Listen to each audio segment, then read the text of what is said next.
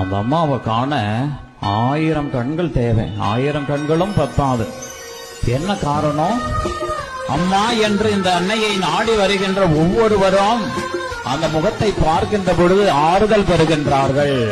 எத்தகைய கஷ்டத்தோடு கவலையோடு கண்ணீரோடு வந்தாலும் அப்படியே அந்த ஆலயத்தினுள் சென்று அந்த அம்மாவை பார்த்த உடனே கவலை அப்படியே தாயின் மடியில் படுத்து பெற்ற